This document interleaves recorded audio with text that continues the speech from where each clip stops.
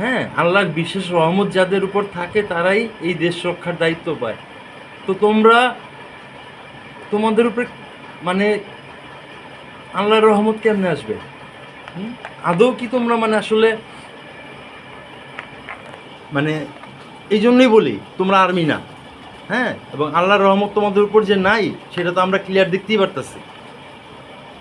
তোমরা আমরা খুব ভালো করেই জানি যে বাংলাদেশের এখন আনাচে কানাচে প্রত্যেকটা চিপা চাপায় মনে করো র এজেন্ট গিজগিজ করতেছে, এবং আমাদের তিন বাহিনীর ভিতরেও এবং সব জায়গায় মনে করো র এজেন্ট আছে, এটা আমরা খুব ভালো করেই জানি। এবং ওই ডিজিএফআই তো মনে করো অর্ধেক র এজেন্ট দিয়ে ওরাই চালাইতেছে। হ্যাঁ, এই টর্চার সেল, মোর্চার সেল, আয়নাগর, একটা ফায়নাগর, এগুলো যা আছে এগুলো তো মনে করো ওই তোমাদের চেয়ে ওরা বেশি ইন্ডিয়ান ওই র এজেন্টরাই চালাইতেছে, এটা তো আমরা জানি, সাধারণ পাবলিকেও ওটা মনে করো জানে।